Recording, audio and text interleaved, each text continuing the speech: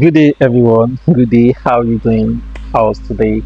I hope you all had a wonderful day today. I hope you went out and you came back winning. That's the most important thing. The most important thing is you want to go out every day and you want to return rejoicing, thanking God that you won for that day. And I hope today is not exceptional from that. All right. So my name is Omoje. So Alfred, whatever place you're watching me from, whatever city, whatever community you have. My name is Omoje So Alfred, also known as the boss of all bosses. This week, I have made up my mind that I'm going to be talking about some vital things that I think we need in our personal life and how we can also create wealth, most especially for the business owners, those that run businesses, and those that want to build an empire. All right. So we're going to be looking at sales. We're going to be looking at real estate. We're also going to be looking at personal branding. We're going to be looking at all those three various elements this week. All right. Starting from today being Monday. Okay, so today we're going to be looking at how to sell to anybody, how to sell, how to be a great salesperson. Now, sales is one of the things that is part of our lifestyles as humans. All right, I've seen people say they don't like selling, they don't like to be a salesperson, and looking at them alone, literally, I'm just seeing people that don't want to cross a particular benchmark in life. Okay, because if you want to, you should love sales because everything we do is sales. Whether you like it or not, today you sold something to someone without even knowing. You just advertise some product to people. Now, how do you do that? If I put on a good shirt and my friend said, "Oh, I love this shirt. Where did you get it from?" And I said, "Look, I got it from XYZ boutique." I've sold. I've just made the sales for those people. I've just advertised their product, their brand, their business place without even knowing that. What happened? What about our church is also when you tell people about your church, when you say, "Oh, I'm attending XYZ ministry," you just advertise the church. You just did the sales. Okay. Now that is one thing people need to understand, that sales is part of our lifestyle and it's something I believe everybody should learn. Everybody should have an idea. Okay, everybody should have an idea. All right. But today we're going to be focusing on those that run businesses. Okay, whether being small businesses or big business. Like I always say, okay, the whole concept of small business is just a lie trying to make us be on a particular stage in our life. So for me, it's just a lie. There's nothing like small business. I can start small, but of course I should be able to have the mindset to grow to become bigger. All right.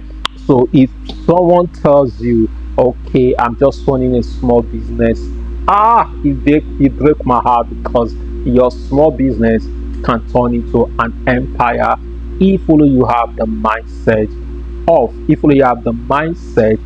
of a founder. I was having a conversation with my friend yesterday, and I told her, I said, one of the major challenges Africans are going through is because we have few founders. All right, we have few founders. So this business is running, and when the man dies, his business dies because he's the only one running the business. This business is running. All right, the job is running, the supermarket is running, the office is running, and the moment the CEO dies, the business dies alongside with him. So we're not thinking generationally. We're not thinking, and I think it's for I think it's from our culture. So we literally just started. We literally just adapt the vibe without even knowing. And I'll tell you why. We're having this conversation, and I was telling her, I said, well, and I was saying, oh, my first child is going to be an engineer. The second one is going to be a lawyer. All right. Then the third one is going to be a pharmacy. Now, I was telling her the reason why, because of what I want to build, because of what I'm building. So I want my children to come and take over. You see this mindset of my children should go and do whatever thing they like to do.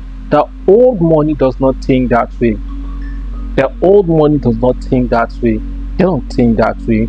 Their mindset, they are thinking because they are building something that will last. They are building something that they will pass from generation to generation. All right. So they want their children to go through that process that they are going to. So they want to teach the boy, they want to teach the lady everything they will know about the business. So when they die, surely they will. All right. The children will take that process. All right. The children will go with that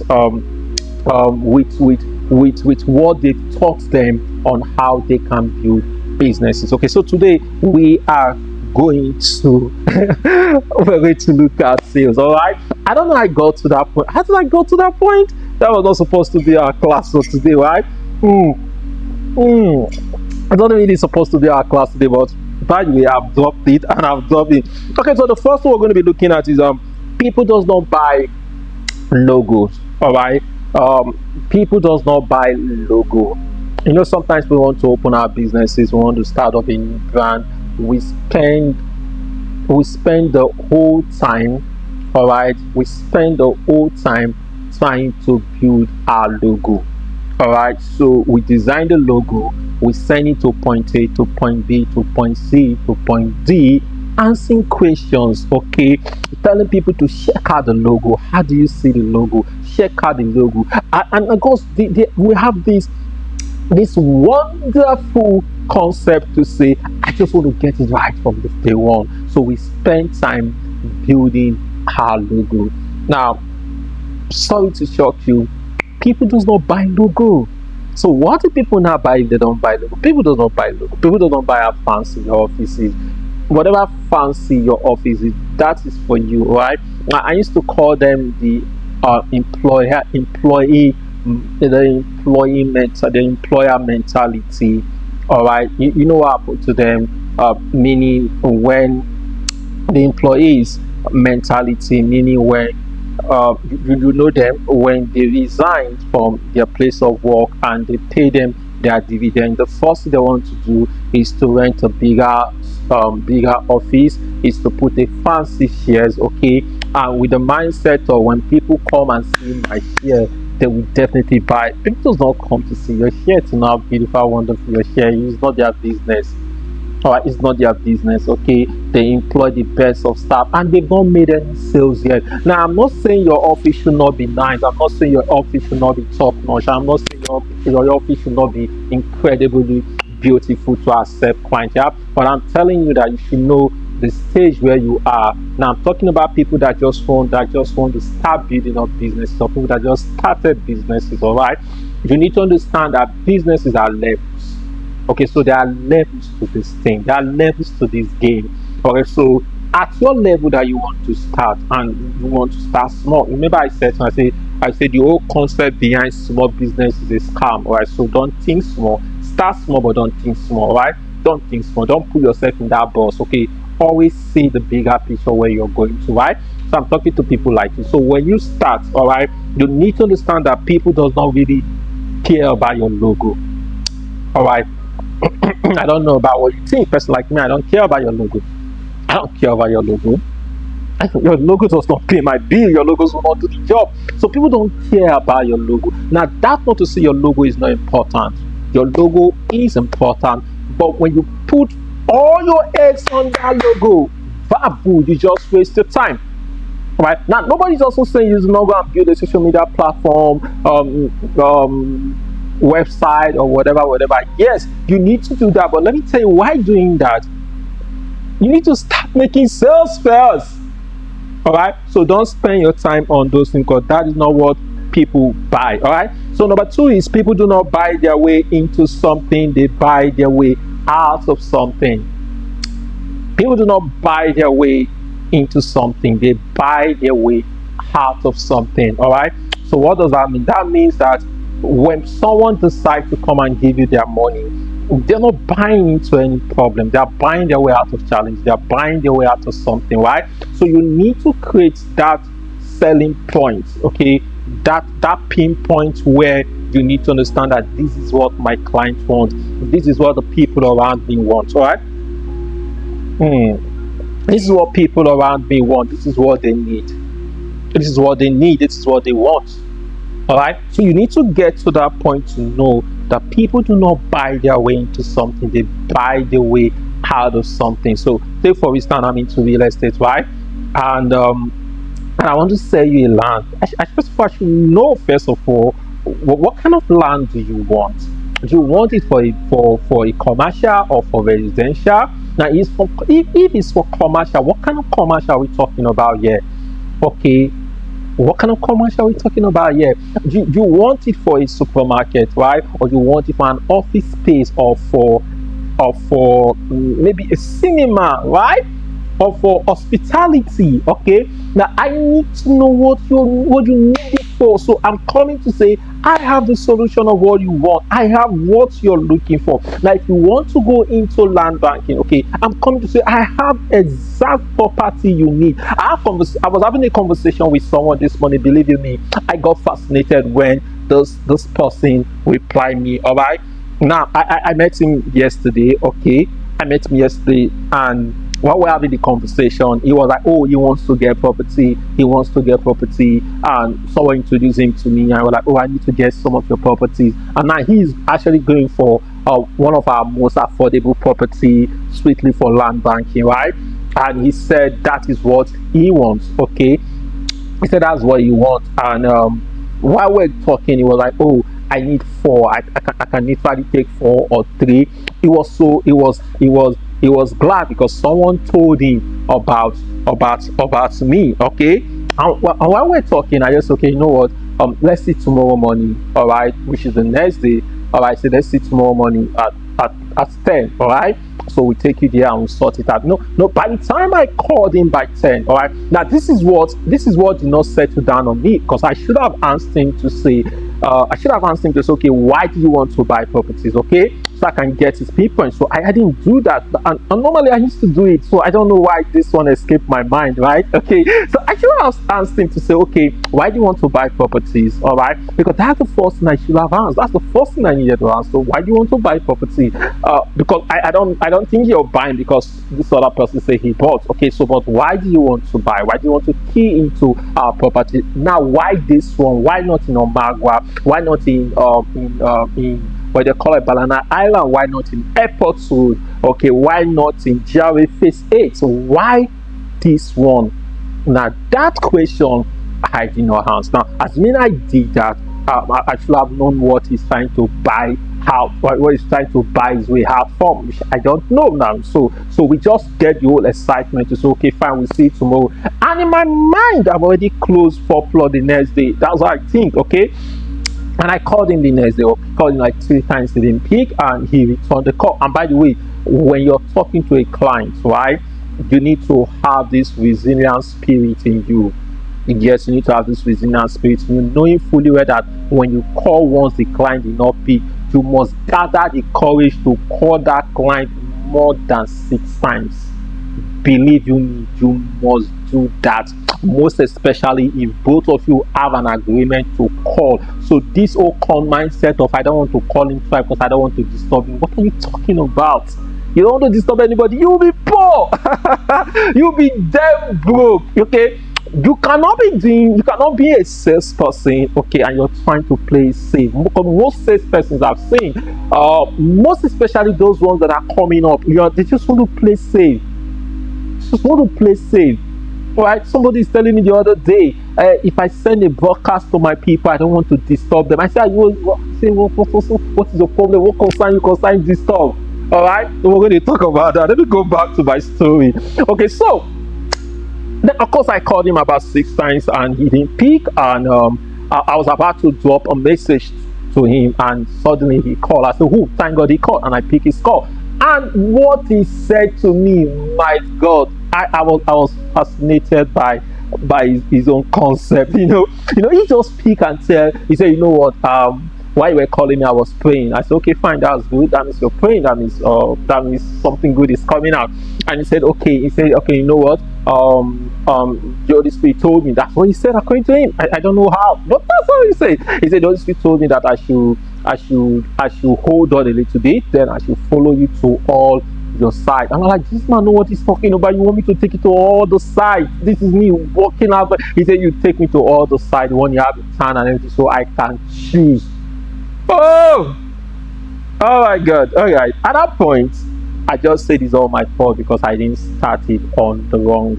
I started on the wrong foot of conversation, right? So now this is me trying to now have a conversation with him again next time to say, okay, I need to know exactly what he wants. All right, so that's like the remedy for me, okay, to say I need to know exactly what you want because we have over 7 locations or 5 locations, and I cannot take you around your 5. All right, so I need to know what you want, I need to know what is your budget, and I want to know why do you want to buy.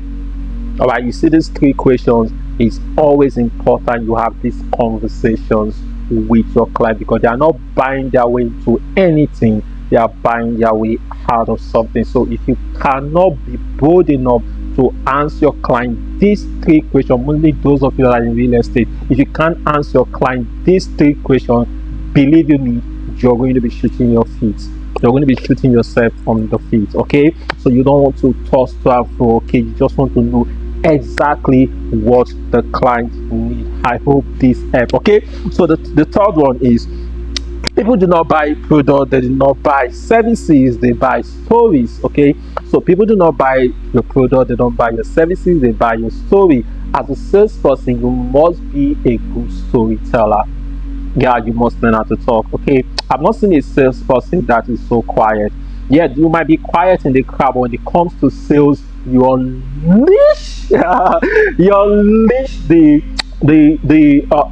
don't want to use some words, okay? Yeah, but you unleash the potential inside of you. You unleash every blessings, everything God has given to you. All right, you unleash them, okay? You unleash them because as a salesperson you must learn how to talk, you must learn how to tell stories, you must learn how to talk, tell stories. Most especially those of you in real estate, you must learn how to tell a story because people buy stories more than even buying your product. So when people comes to you, learn how to test story. They want to know who used this thing before who used this thing. They want to know the brand that the person that have patronized this brand. Just check how you walk into a suit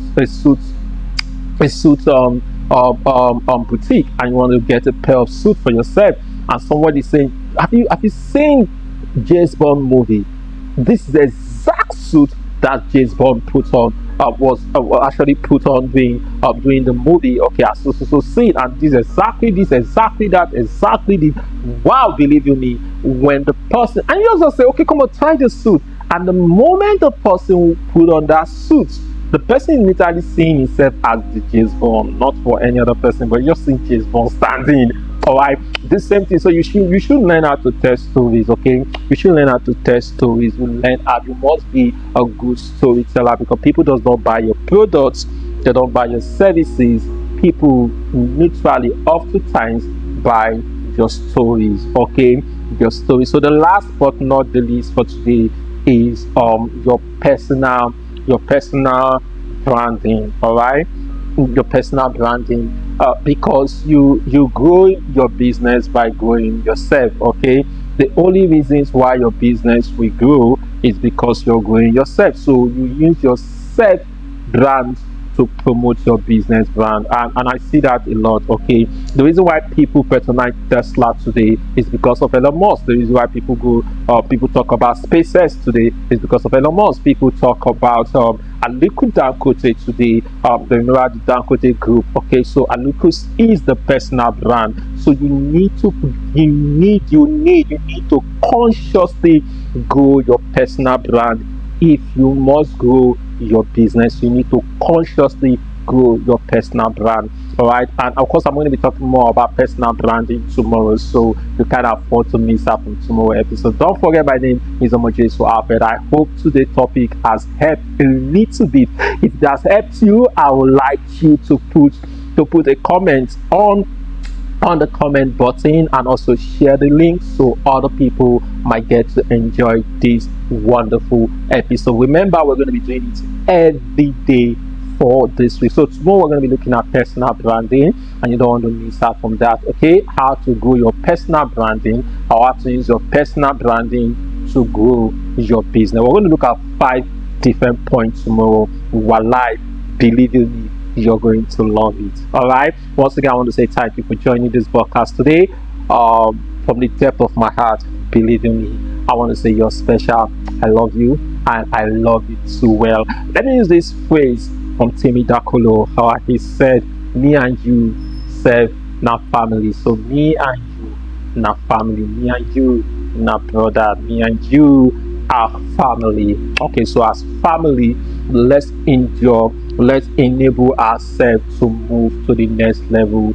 We together will build a better nation. I don't believe, I'm a strong believer of personal branding, right? And I'm also a strong believer of helping one another. So I want to create a better world, not just for me and my family, but a world where other people are definitely going to benefit from, because me and you, we are family. All right, yes, you're my family, I'm your family, so I don't want to hurt you.